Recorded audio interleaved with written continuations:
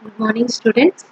In the last class, we have discussed about the derivations of transformation ratio and phase angle for a CT, current transformer. In today's class, we shall discuss what are the errors in the current transformer. So, to know about the errors in the current transformer, we need to remember about the transformation ratio and the phase angle derivations of current transformer. So, what is the formula for transformation ratio? So R is equal to n plus I naught by Is into sine of alpha plus delta. But actually the transformation ratio should have to be equal to the n, that is turns ratio. That means when it is equal, then there is no error. But there is some extra term because of which the error will be introduced. That's what transformation ratio must be equal to turns ratio. Then only there is no error, we can say. But as it is not equal, then we can say that there is error. And next, coming to the phase angle, theta is equal to 180 by pi into Im cos delta minus Ie sin delta divided by n into Is.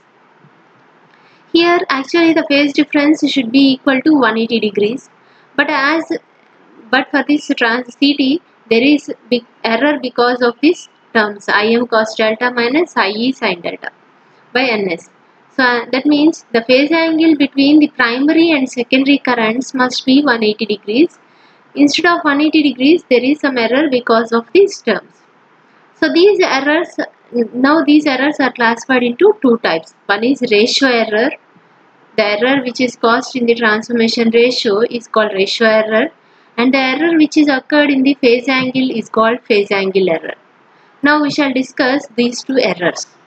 So these two are the errors in the current transformer. Now coming to the first error, ratio error. So what is the ratio error? Ratio error means it is nothing but the deviation of transformation ratio from nominal ratio. As we have already discussed, Kn is the nominal ratio. What is the definition of nominal ratio? It is the ratio of rated secondary current divided by rated primary current, right? So that means nameplate values will be related to the nominal ratio. Whereas the actual ratio, it is the formula for R is equal to n plus n into Is, right? The previous formula we have already discussed. So the difference between the nominal ratio and actual ratio, that is per unit deviation in transformation ratio from nominal ratio, is called the ratio error. And next coming to the, so that means R is equal to n plus I naught by Is into sine alpha plus delta. But actually if the burden of the current transformer, burden means load of the current transformer is usually resistive, therefore the power factor will be unity, that means delta will be equal to 0. So then it becomes R is equal to n plus I naught sin alpha by Is. I naught sin alpha is nothing but the core component of the transformer. So then substitute the core component, that is IE. So n plus IE by Is is the ratio error. And next, phase angle error. Phase angle, ideally the angle between the primary current and the secondary current should be 180 degrees. Instead of that, there is some terms added, that is called phase angle error. So that deviation is called phase angle error. So here also the delta will be equal to 0, means this term becomes 0, then it becomes theta is equal to 180 by pi Im by n into Is. So this is about the errors in the current transformer. Next one important precaution which you need to remember for a CT is the secondary of a CT should not be kept open. The secondary circuit should not be any time, it should be closed only. It should not be kept open, because if it is kept open, what happens is there will be high voltage across the secondary terminals. There will be high voltage across the secondary terminals. So then it will damage the equipment as well as the person who is working there with the CT. This occurs because whenever CT secondary is open and primary is energized, means there is EMF only in the primary side. There is no MMF in the secondary side. So the net EMF will be more. The net MMF will be more because of that high voltage will be there across the secondary terminals of the CT. Because of that high voltage, there will be the person who is working there will be occurring shock, or the equipment also will get damaged. Okay, this is the important precaution which you need to remember for a CT always. This is about the current transformer. Next we shall move on to the potential transformers.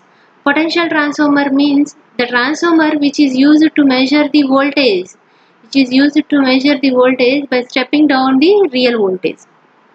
So that means the potential transformer may be defined as the instrument transformer used for transformation of voltage from a higher value to lower value. From high value to lower value you need to reduce, and then you can use the measurement purpose. Use it for the measurement purpose. Like CT, here also there will be two windings. One is primary winding and other one is secondary winding. But for a CT, the primary will be having less number of turns and secondary will be having more number of turns. But whereas for a PT, this primary will be having more number of turns and the secondary will be having less number of turns. And for this secondary only, the voltmeter can be connected. Normal voltmeter which you have in the laboratories can be used for the measurement. Because if you want to measure the high voltage in the primary side, normal voltmeters are not sufficient. But if you step down that voltage using a PT, then you can measure the voltage by using the normal voltmeter. And then this primary can be connected to the load. So this is the potential transformer. So potential transformer has two windings, primary winding and secondary winding. Primary winding will have more number of turns, whereas secondary winding will have less number of turns. Okay, this is about the potential transformer. And the voltage ratio, that is V1 by V2 is equal to N1 by N2. V1 by V2 is equal to N1 by N2. So V1 is the primary voltage, V2 is the secondary voltage, N1 is the number of turns in the primary winding, N2 is the number of turns in the secondary winding. Okay.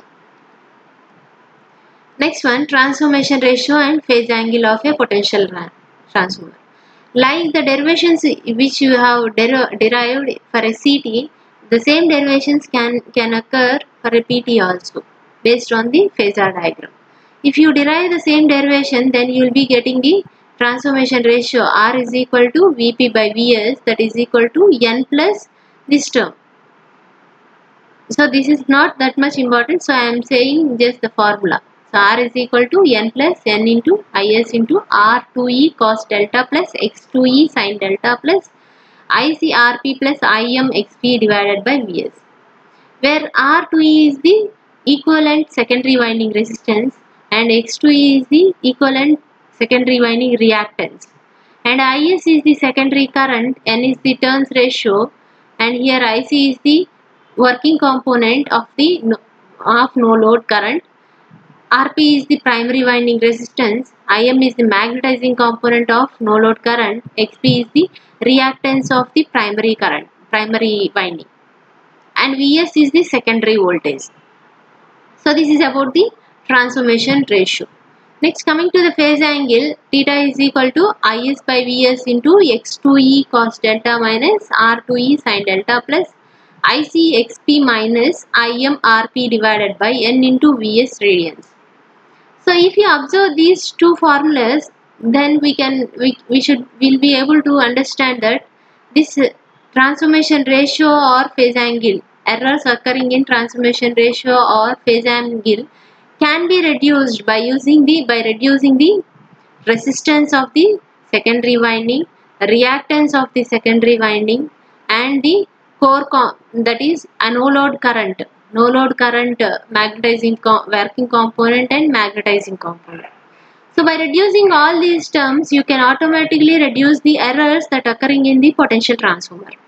That is, turns ratio error and the phase angle error can be reduced by using these terms.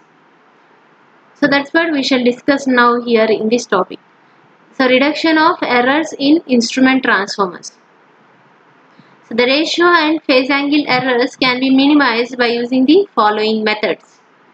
So those methods are, first one is reducing the core loss and magnetizing component. Core loss and magnetizing component, IC and IM of no load current. How you can reduce this? This can be done by using the good quality core material. If you use a good quality core material, automatically the losses in the no load current can be reduced. And if you use large cross section of the core also, you can reduce the no load current component losses. Second one is reduction of resistance and leakage reactance, that is R2E and X2E. So how you can reduce this resistance and leakage reactance?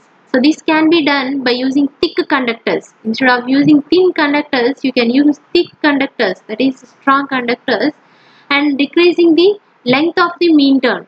And decreasing the length of the mean turn, you can reduce the resistance and leakage reactance. Both the primary and secondary windings are kept close. If both the windings, primary and secondary windings, are kept close, then what happens is leakage, the air gap flux, the leakage flux will be reduced. Because of that, leakage reactance will be reduced. Next one, providing turns compensation. Turns compensation means reducing the ratio error. So by reducing the ratio error also, you can reduce the errors in the instrument transformers. Okay, so this is about the reduction of errors. Next, coming to the advantages of instrument transformers. So till now we have discussed about the current transformer and potential transformer. But now we shall discuss what are the advantages, why you should use these instrument transformers can be discussed by using these advantages. So what are the advantages means, first one is high voltage and currents can be measured with normal range voltmeter and ammeter in conjunction with instrument transformers. So high voltage and current can be measured. If it is a high voltage, that is in terms of kilovolts, that kilovolts voltage cannot be measured by using a normal 0 to 360 volts voltmeter, right?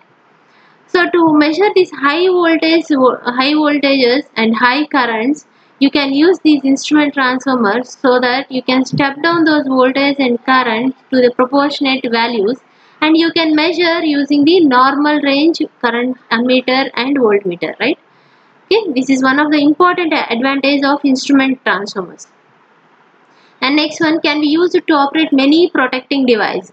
As you are stepping down the high voltage and high current, then it is stepped down to normal voltage and normal current.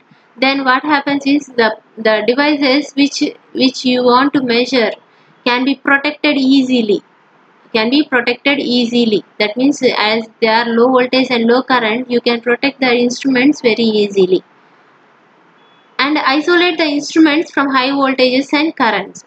So by using transformers, you can isolate from the primary side. In the primary side, this high current and high voltage are present, but measurement purpose is done in the measurement side. Readings would be taken in the secondary side. So as it is done in the secondary side, the personnel who is working on that can be isolated from the high voltage and high currents. So isolate the instruments from high voltages and currents. These are the advantages of instrument transformers. Next, coming to the disadvantages. So the only disadvantage of instrument transformer these are used only for AC circuits, and it is not used for DC circuits. That means high voltage AC only can be shifted to low voltages, that is stepped down to low voltage. It cannot be used for HVDC lines. Okay, instrument transformers cannot be used for DC lines. Only for AC lines only you can use these instrument transformers. Okay, these are the advantages and disadvantages of instrument transformers. Okay, in the next class we shall discuss about the next important topic, potentiometers. So potentiometers are used to measure the voltage, or that is unknown voltage you can measure using the potentiometer. Till now we have discussed about the instrument transformers. So instrument transformers, what is the definition? Instrument transformers are devices which are used to measure the voltage or current by reducing the high voltages and low voltages to low values, and you can measure using the normal instruments. So this is about the instrument transformers. In the next class we shall discuss about the potentiometers. Potentiometers consist of three terminals, and you can measure the unknown EMF by comparing it with the known EMF. So that we shall study in the next class. Okay, thank you.